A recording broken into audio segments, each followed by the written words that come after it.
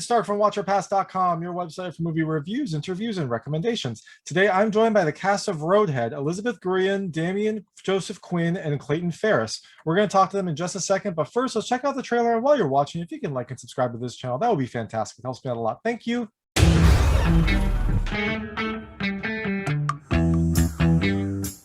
This is Isola Lake.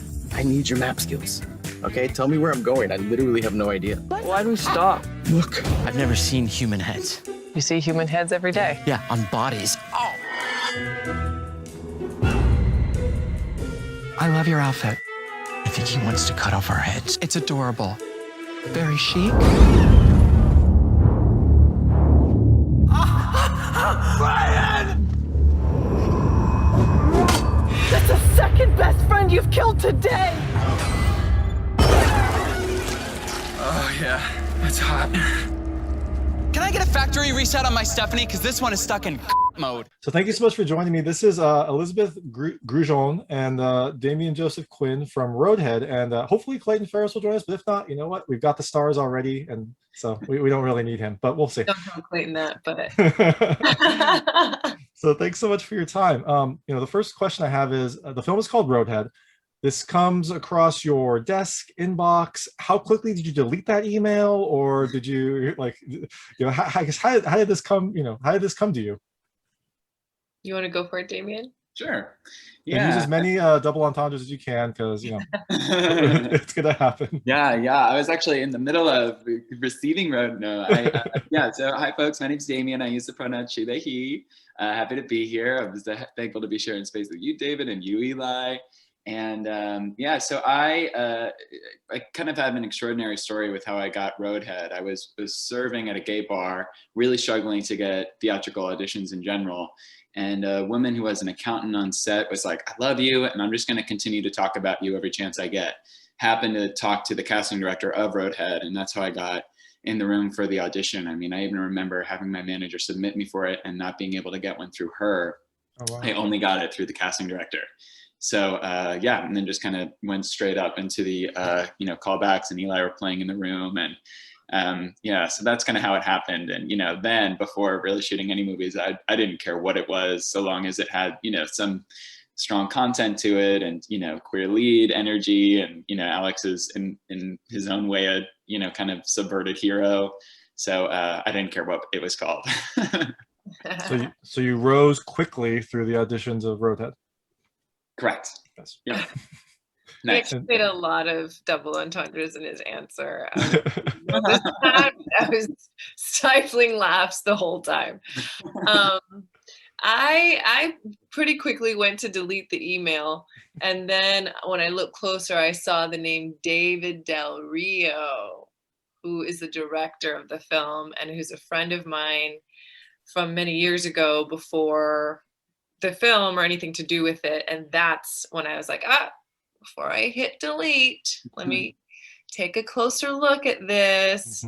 I love David, and Damien now loves David too. And he's one of those people where you go, okay, if I'm gonna spend a few weeks with this person directing me, I trust that. I trust what that experience is gonna be. So, and then when I read the script, it's like, the weirdest script and the weirdest movie, which I love about it. But for me, it was like playing a woman of color who's the lead of a horror movie. I don't ever see that. I've never seen that my entire life. And then on top of it, playing someone so smart and strong and angry. I was like, ooh, this is going to be fun. So I'm glad I did it in the end, because it was so much fun. Yeah, no, I mean, I love that you both mentioned, the queer lead and a woman of color lead, because I know horror, I think, is a pretty accepting genre. Like there really aren't, I feel like horror fans just kind of like love the entire horror library, but you really don't see a ton of queer leads or a ton of people of color leads in horror. So I'm really glad that you were able to kind of focus on that and bring that to the front. And this and the thing I liked about this film is, the start was a it felt like a traditional cliche horror film, and then when your crew got on, it was just a lot of fun. Like there was a lot of fun between you. There was a lot of banter, and it just felt natural. Like there wasn't a big scene like, oh no, the gay men are kissing. It was just like a natural vacation, which I really like to see, and I really liked that aspect of it. Did you all get a chance to like interact and become comfortable as friends before, or would you just dive into the deep end in this film? I know with indie films you don't really have much time to prep. So how'd you go about getting that on-screen camaraderie? We really were thrown into the deep end. And it started right away at the callback, actually, at the chemistry read between the three of us. It was right away. It was like really fun and funny and effortless.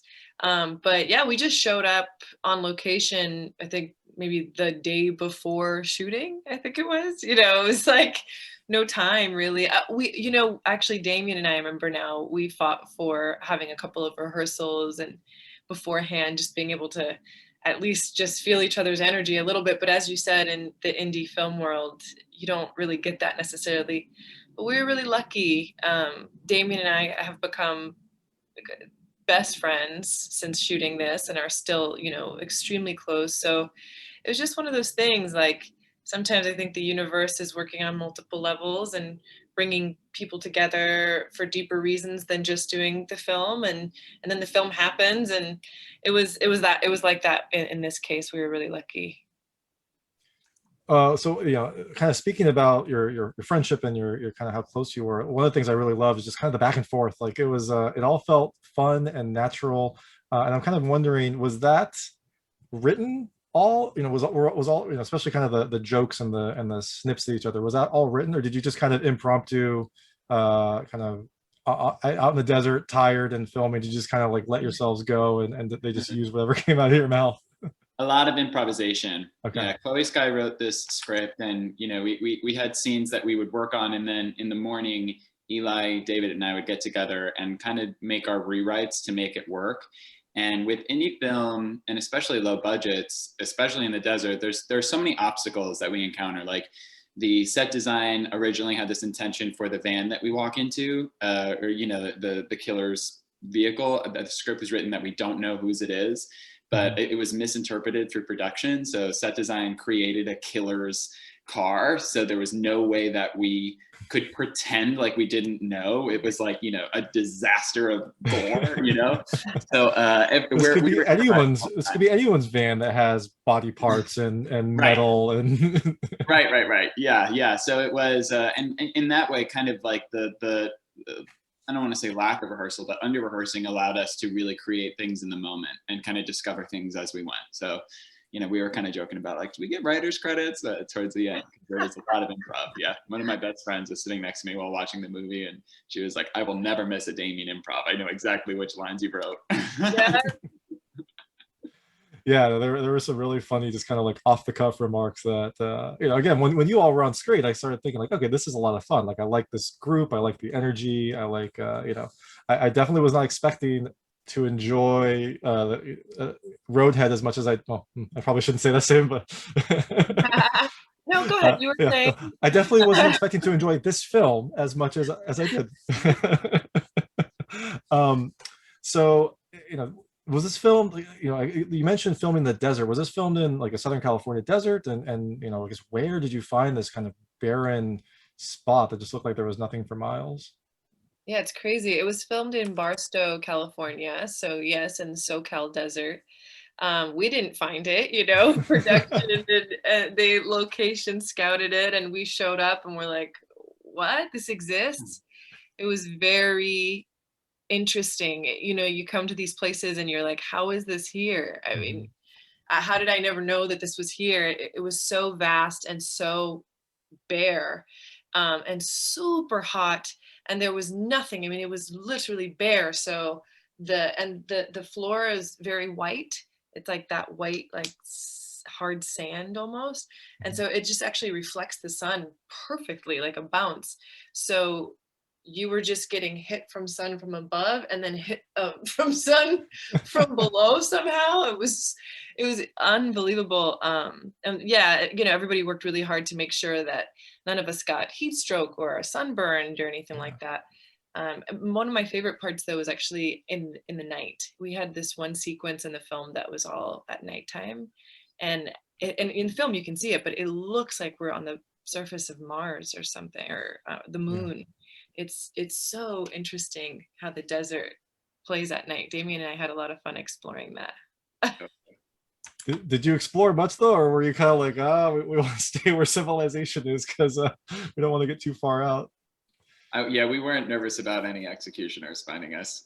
Okay, that's good. But it was very alive. It was its own character. I mean, there was one stunt I did where I'm like on the desert floor and I wake up, and the desert floor was like 110 to 115 degrees. So the crew had to come with a tarp and cool me down between takes, where then I would lay on it, and then, it'd be near action, they would pull the tarp, and then I'd lay my body on it to act the heat stroke and the fatigue, which was kind of already an element that we were playing with. It wasn't much imagination. We were really grappling with those elements. So like that night scene that Eli mentioned, it was like crazy windy. I mean, like our, video village was flying everywhere, like everything was, so us acting miserable was not a hard reach.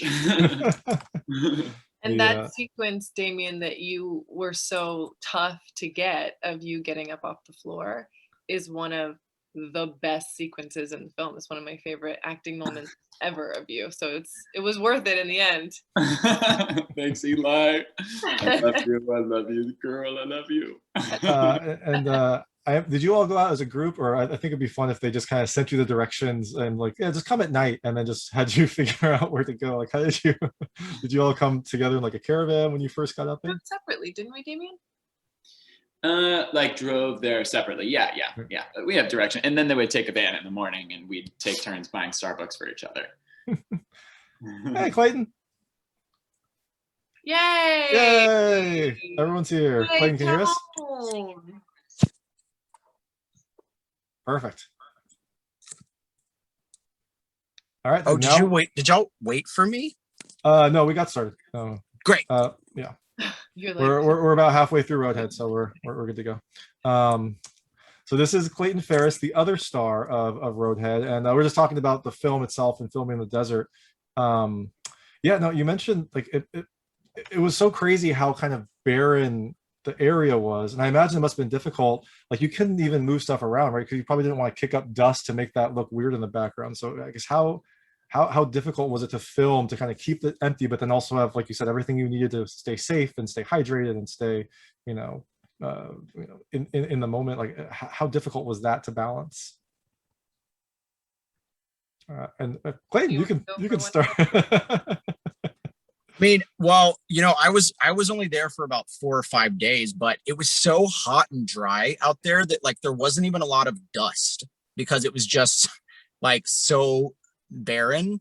I mean, we just drank a lot of water, and we had shade, umbrellas when we needed them. Mm-hmm. Yeah. I'll follow up the first question I asked Elizabeth and Damian. So when this film came across your inbox, with the subject line Roadhead, how quickly did you delete it, and what did you do to then recover that email after the fact when you realized it was a script? I mean, I pretty much was in the market wanting to do like a crazy horror like this. So honestly, as soon as I saw it and I was like, it's called Roadhead, just based on the title alone, I was like, I'll do this. I don't even need to know what happened. And then I read it and I was like, oh shit, what did I sign up for? This is insane. Yes. But I'm glad I did it. I think, everyone that experiences Roadhead will probably say the same thing, right? They aren't sure what they signed up for, but they're glad that they did it and are happy for the experience. Exactly. Yes. So going along with the double entendre, what has this movie done to your Google search history, your YouTube search history? What kind of suggestions are you getting now when you go on your computer? Oh my God, I don't know. I haven't looked, and now I'm afraid. You just put that in my mind. Oh, I was wondering if you were like searching like every day for like Roadhead good, Roadhead bad, Roadhead 5 stars, something like that. Any searches like that? Do you do safe search when you search for this stuff now? No, I just see what comes up and roll with it. That is a great response. So, so Clay, you mentioned you were out there for like 4 or 5 days. Elizabeth and Damien, how long were you out in the desert doing this film? Because it's a relatively short film, but I imagine there must have been a lot of precautions and setup to try to get everything done safely, and to make sure that the ambiance was right. Yeah, how long were we out there, Damien? My memory is a joke, and everybody here knows that. So Heat stroke will do that to you, I think. I think 2 weeks. I think it was maybe 11 days, maybe 14. okay, that Yeah. sounds great. Yeah. Which is very, very fast to shoot a feature Yeah. film. Even if a film is an hour and a half, you can shoot. If you have the budget, you could spend a month or 6 weeks shooting something that's an hour and a half of screen time. So, with these lower budget indie projects, it's funny because the less money you have, the more masterful and skillful and efficient you have to be about creating what you want to create inside the frame, and super resourceful. So our director and our crew they were all pulling like triple duty and wearing multiple hats, and just it was a real super collaborative, like real push kind of team effort on every single person's part, which is the joy of indie filmmaking. And I think also when especially a film like this where you have kind of a set of experiences that kind of wears the characters down, it might not be fun in the moment, but it's really beneficial for the film to have that type of grueling structure and that type of rush, because I think as you wear down, your characters also wear down, and maybe it just kind of makes everything more natural. Or maybe I'm just just reading too much into it, but I think it probably it's probably not fun while you're doing there except for kind of making something, but then when you see the finished product, you probably get to be more in the moment than you might have thought you were when you were doing it. Totally. And nothing was able to be precious, because things would change so quickly and we were moving so quickly. So it's not like I, had a lot of chances to worry about like my final sequence where I have to get to an emotional state. I would just, scene. And then when that one comes, okay, great, I have to do my emotional prep for that. There wasn't anything that was held too tightly. Yeah. Right, because we didn't shoot anything, if I remember, we didn't shoot in order. We just shot it all over the place, right? Or was it in order? Right? I mean, kind of like you're right. It was certainly not in a sequential order, but almost. I know that they shot like the first scene of the movie last, which didn't include us. But I don't know. I don't know. I think you're right, Clayton. I think you're right. It was shot in an order, a type of order. Yeah. But I agree with what you're saying, David. Like there was a kind of presence that came from everything coming together in the time period that it did, and between the improv that we did all together, and as Damien was saying, just being really kind of free of attachment and just confronting what you're confronting in the moment, and also, as you said earlier, Damien, like all the different elements between the heat and the time pressure, and it just made for a kind of pressure cooker that I think brought out some of our more authentic performances, actually. Yeah. I'm so proud of this movie, and I think that like I just think that y'all are so good in it. Like it's so like the acting is I keep saying this when we talk to people, but I'm like, and this is the second interview you've complimented our own acting. He does keep I feel like it. the movie would work with bad acting too, but we didn't give them that. Yeah. Can I say that on air? No. I mean, yeah, I think the thing with this movie is people are going to go in expecting it to be kind of a cheesy, poorly acted movie, and then you get the thing that I enjoyed and surprised me was when you three get in the frame and start to kind of do your friend trip and kind of seeing the back and forth between you all. Like I was like, oh, this is actually pretty fun. Like this is really enjoyable. I like these characters. Like I'm wondering when the sinister is going to happen, but I really liked their kind of the tension and kind of the funny moments that happen. So I think you're right. I think that this film will surprise a lot of people if they give it a chance and they are able to click on it and when they're going to Amazon checkout or when they're browsing their movies. That's what I love about the movie too.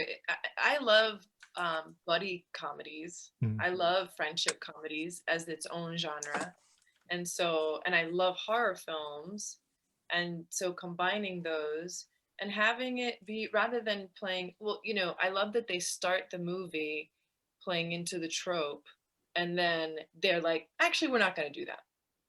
And I don't know if that's a little bit of a spoiler for our audiences, but I like that it's about people who are smart and think and are normal and have fears and are not like, you know, rather than playing it too archetypal, I find each character to be quite complex and in that way just real, like real people. We're very strange and complex.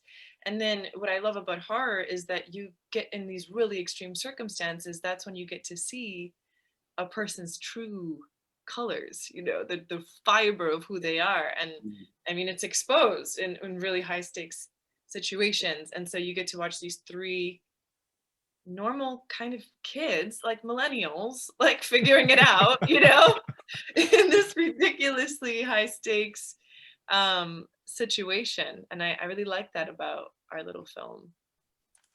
Yeah, no, I agree, and it's I really like these millennials figuring it out. Should have been would have been an interesting title, like Roadhead, a story of millennial growth or something like that. Yeah. And you know, kind of to your point, when you know, the movie starts with kind of what you would expect to be a typical horror trope given the name of the movie, but then there are actual physical heads on the road in the film. Do you know what happened to those? Do any of you have those props? I hope they were props. Do any of you, do you know where those ended up? Great question. Clayton, maybe you know where one ended up. I know that our producer John Paul has all the heads. Okay. Yeah, and that's like the first question that people ask. They're like, "Did you get to keep the head?" And I'm like, that would just be so weird to just have like my own head sitting like on the mantle. Spoilers. That would be so weird and so bad, like for you mentally. It's Clayton's contact picture, so when Clayton calls me, it's his separate head. The head. That's fantastic.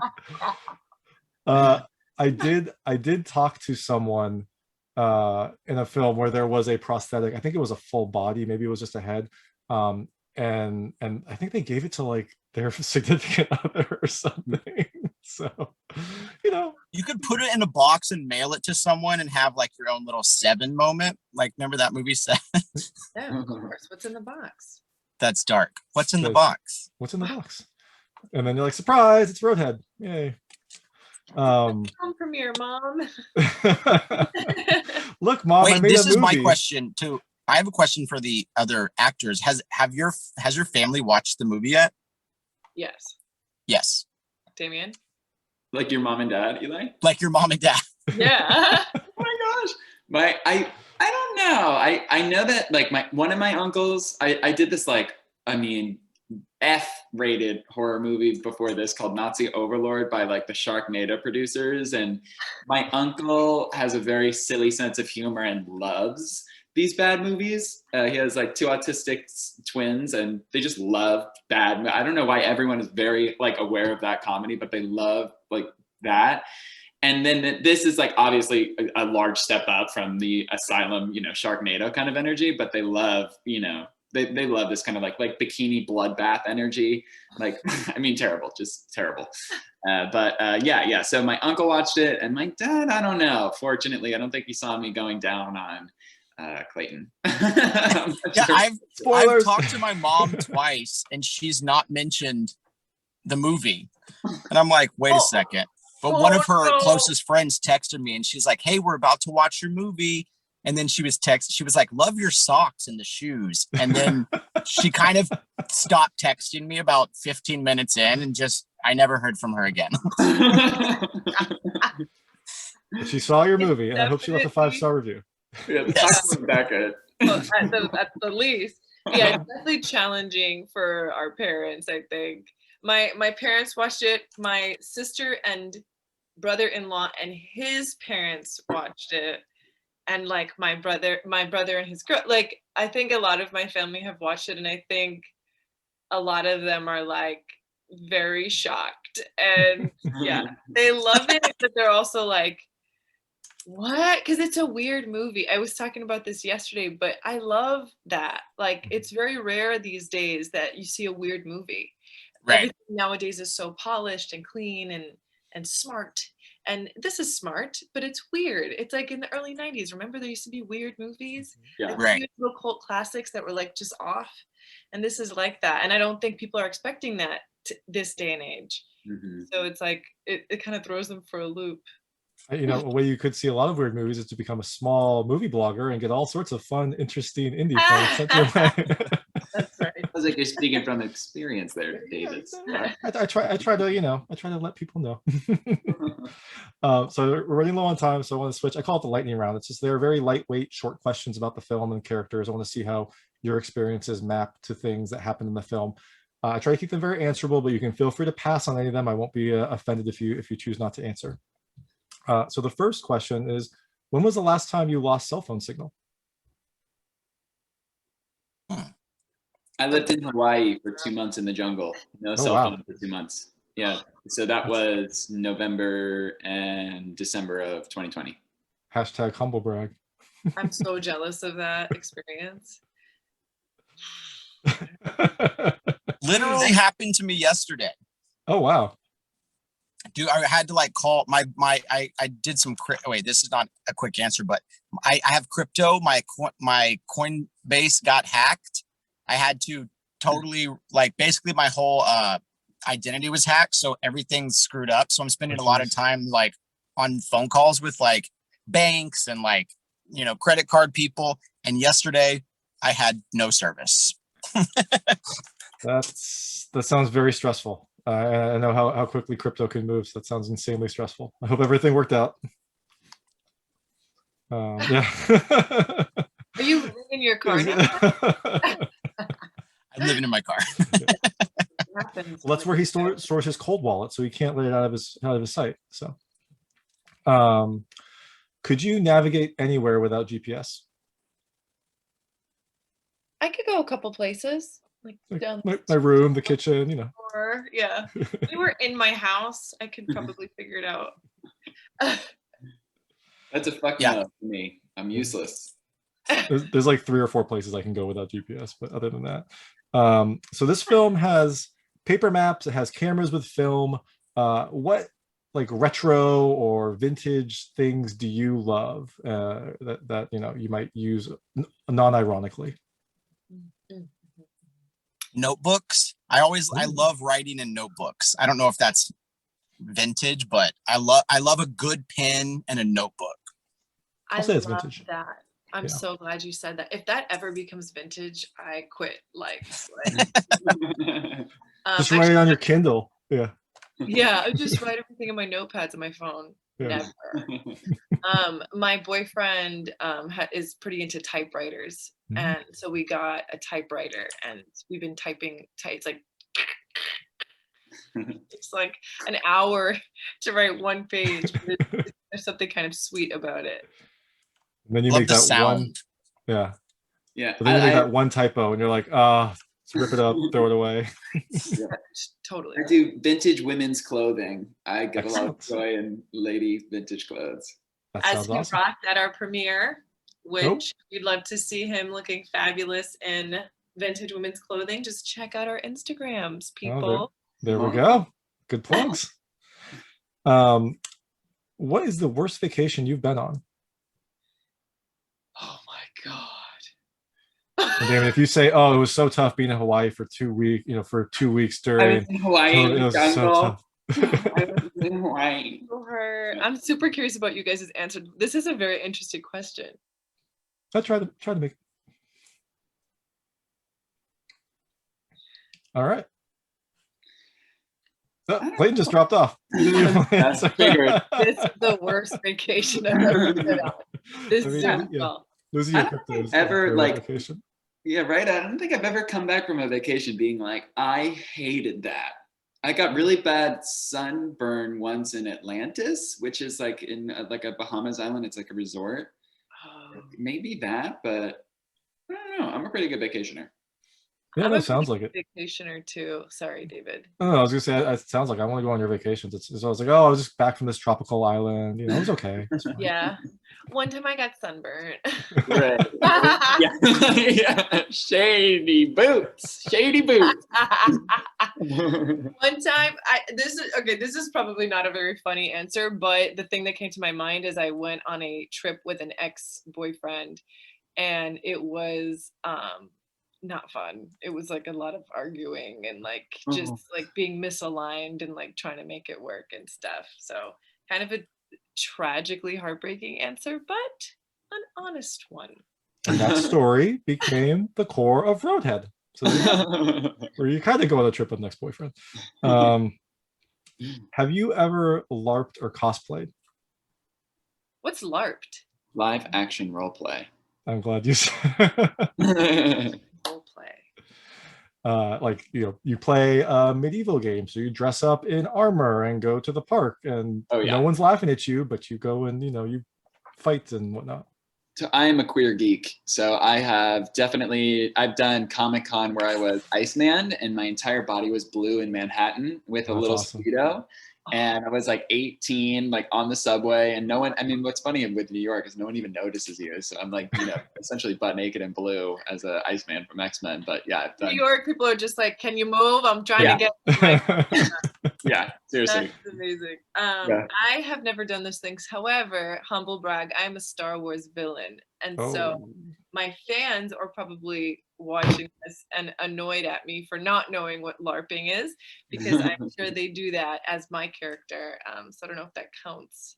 Yeah, being a cosplay icon counts. That makes sense. Okay, cool.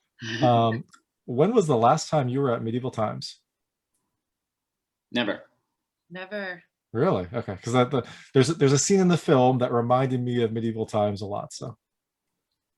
And the chart. What? Yeah. Well, that whole area. I don't want to say too much about the film, but that whole section reminded me.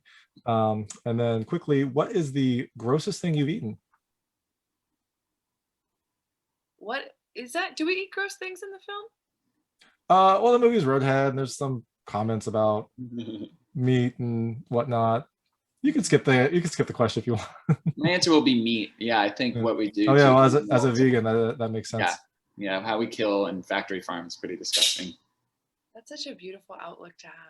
I'm gonna take that on and try to. And so the film comes out. It's already out digitally, so you can check it out from the comfort of your own home, in a car. You know, secretly if you don't want people to know your search history. But you know, what is next for you both? What do you have anything else on the horizon, or are you just taking a nice break from this this fun situation?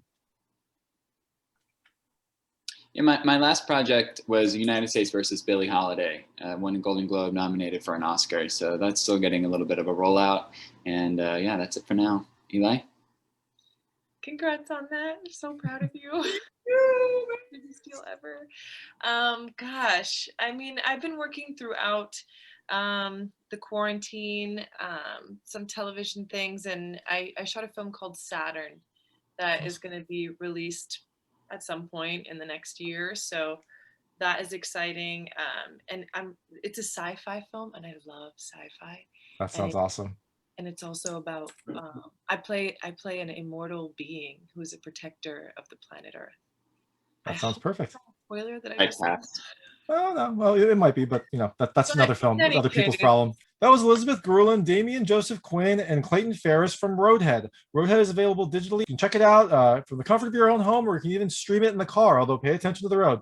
If you like this interview, please like and subscribe to this channel. It helps me out a lot. Make sure all my new content goes straight to you. And as always, please go to watchyourpass.com for all your movie reviews, interviews, and recommendations. Thank you.